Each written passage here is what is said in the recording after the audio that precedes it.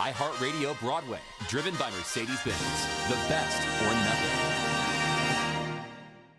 Sally, welcome to iHeartRadio Broadway. Thanks, SJ. Great to be here. So, we're here to talk about your new album that you produced with Rebecca Luker called All the Girls. And it's now available through PS Classics. It's out now on all streaming devices. It is such a beautiful album. We're going to talk about it in a second, but I also want to send my condolences to you on the passing of your friend Rebecca. What has the outpouring of love from not just the Broadway community, but really friends of the industry on the passing of your friend Rebecca Luker?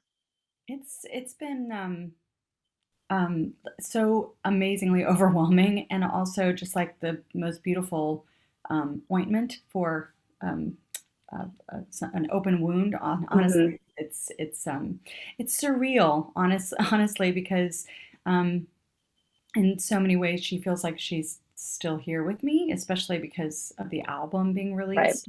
But it's such a testament to who she is as a human being, not only to everyone expressing themselves as on the whole for the Broadway community, but also for Danny and then for me too, being her dearest friend. And but it just speaks to what our community is all about, which is just you just rally, they circle the wagons, and they really take care of you. So it's been beautiful.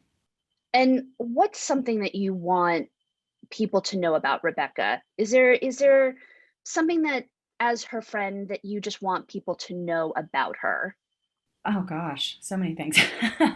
Honestly, she was just the most beautiful soul inside and out, and she could tell the dirtiest joke on the planet.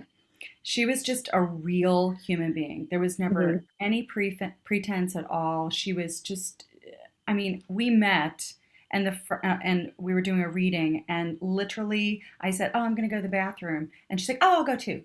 And we ended up being next door to each other in stalls, and she started talking to me the whole time. And I mean, about everything right away. It was just like it was real right away. Those instantaneous friendships that you are they're once in a lifetime, truly. And but yeah, she was just there was no bull crap. She was Yeah. just real. Hmm. And moving into the album, how did the album come to be? Was it based on a stage show that you guys had done, the two of you had done before? Yes, yes, we did. All the girls premiered actually at 54 Below in Mhm. 2018. We were part of the duo series that was there in 2018.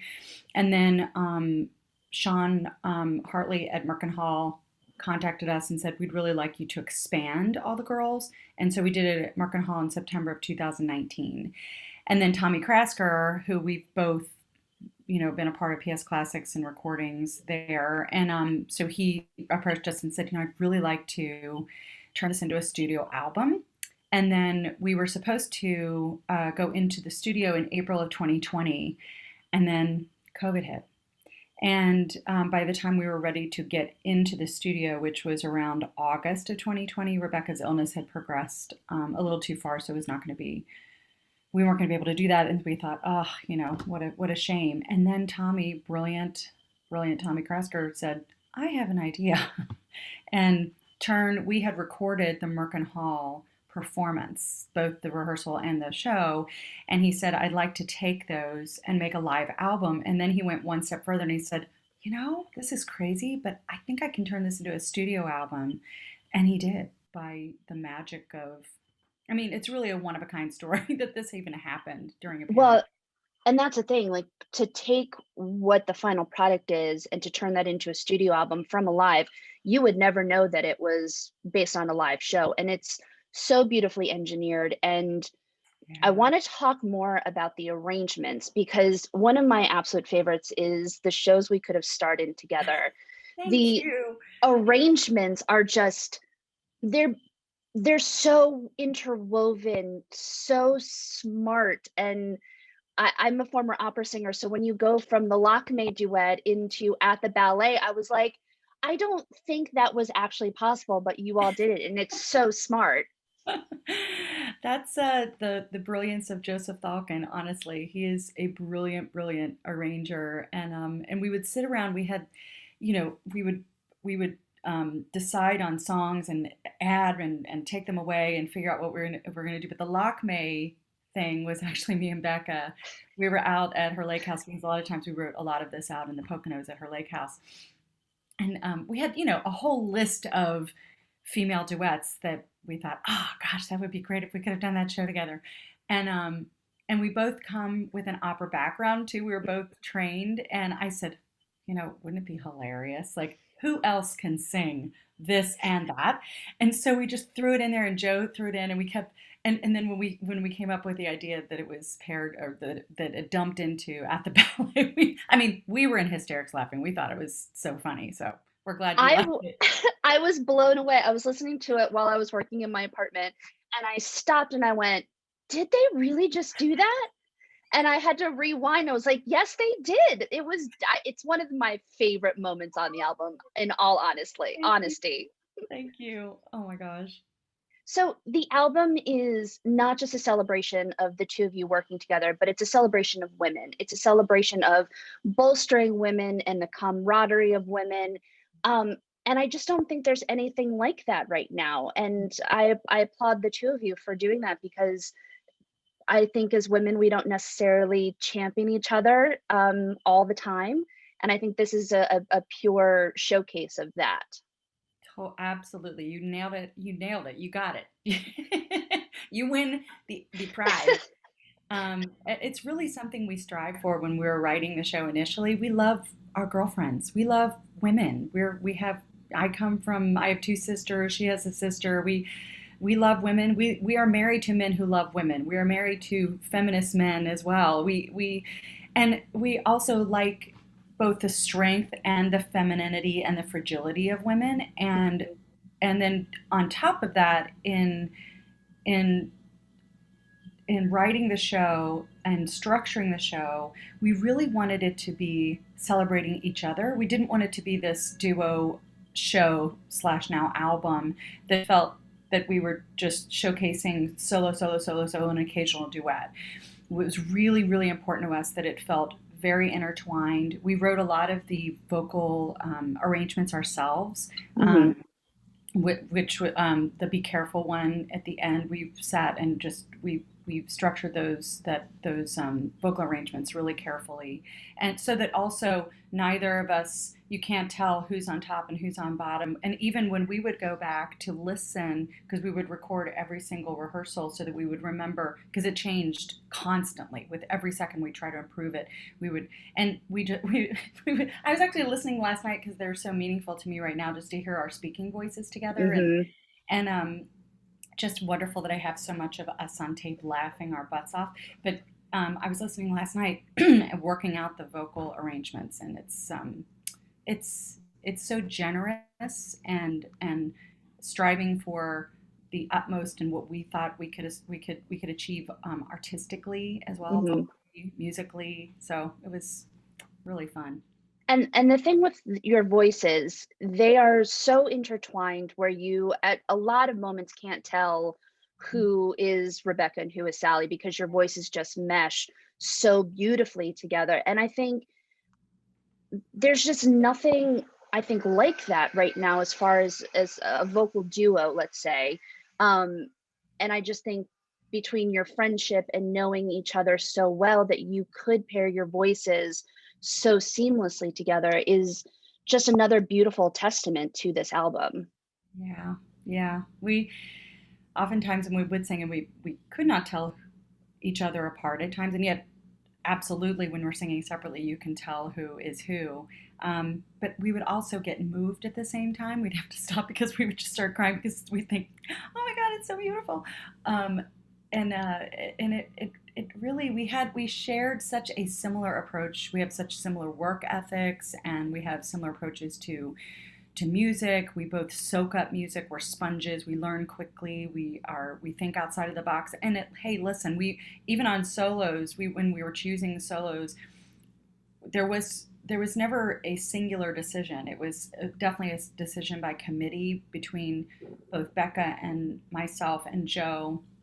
Falcon, and then also Annette Joless, who's our director. The four of us, Hmm. we really kind of raked through every single moment. And if we weren't satisfied, we'd say, gosh, that's not working. And there was never any ego involved. It really just was like, well, let's toss it. There was just, let's find something else. There's got to be something better.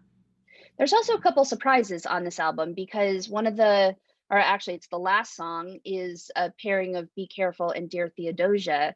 I'm curious how that came to be because the two of you singing Dear Theodosia is a surprise in itself, but it's such a beautiful arrangement again, and it's a beautiful way to also end the album.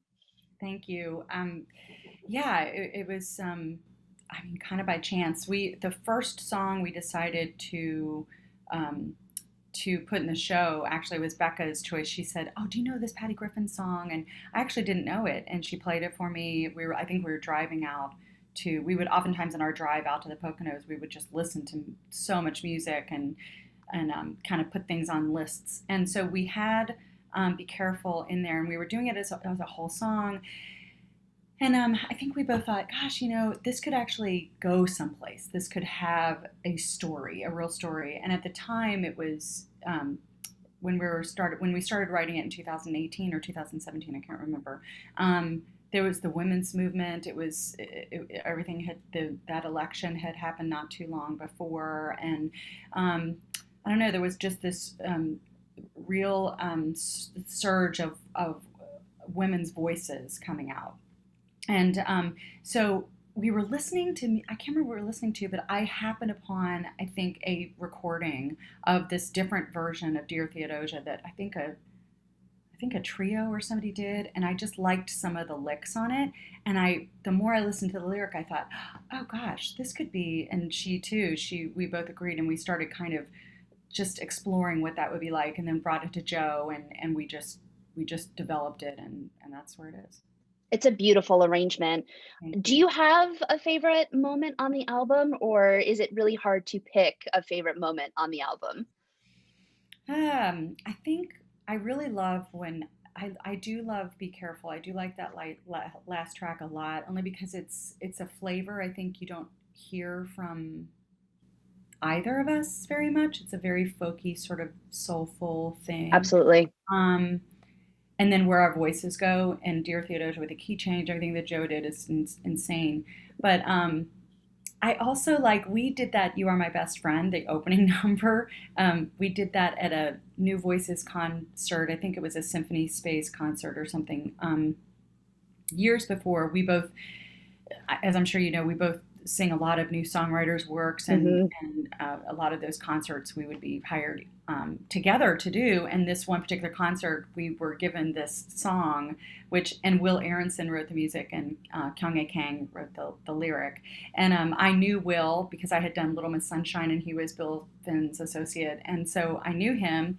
And I just thought we both thought it was such a funny song. And when we say "Side by Side with like dried squids," I mean, there's just this moment that I remember the first time we sang it, that we literally, and in the show we would we'd stop and go, "Whatever you are," and it just go right into it. But it's such a real lyric, and it was so easy to do, and it just set the tone for the rest of the show right there. And so I kind of love that moment too. But there's so many. Oh my gosh, isn't it better? And David Loud's incredible. Everybody Says Don't. I mean, that arrangement that he did is, That arrangement, I love that song so much, but yes. the slowed down version as a duet, it's so sumptuous, and it makes you just take in every lyric instead of letting it fly by and pass you by. That I love that arrangement so much. And that's David Loud. He's just a genius. And we went to his apartment and said, "We want to do this song." And literally we thought, oh, this is going to take hours. And he's just brilliant. He's like, Becca, start. Sally, take it over. Da, da, da. Becca, take it over. Can you dressing a third under? Da? And he just shaped it and did it. And literally, I felt like 30 minutes. He's a genius. And then we rehearsed it, and there you go. It's such a beautiful album, and I think it's a testament to your friendship with Rebecca and Rebecca's friendship with you, and the camaraderie of sisterhood and women. Congratulations on this album. I'm so thankful that it is available for everyone to take in, because I think it's a moment to just celebrate us as women, and the genius that is um, female friendships. 100%. And we were so lucky that we got to share, and that we got to share in it, which we didn't know would be the last days of her life, but it was. We didn't know that. And she was so proud of it. She was so proud. The last month of her life, we spent listening to it over and over and over again and taking notes for them to do edits, and then the liner notes that we had to write the thank yous and everything else. And every time I would go up there, because I saw her, as much as possible so that we could collaborate on the album itself. Somebody else said, "Oh, I listened to the album." Becca's like, "I'm sorry, I played it for them," and it was so awesome. She was just so proud. She played it for everybody that came in the apartment, and so that we got to share in that I'm forever grateful. Well, the album All the Girls is available now with PS Classics. It's available on all streaming devices. I I can't recommend this album more for people to take in. It's just so beautiful. Sally, congratulations, and we wish you nothing but the best for the rest of the shutdown and the quarantine, and hopefully we'll all be back in person soon. Oh, God, yes, please, yes. Thank you so much. Thank you too. iHeartRadio Broadway, driven by Mercedes-Benz. The best or nothing.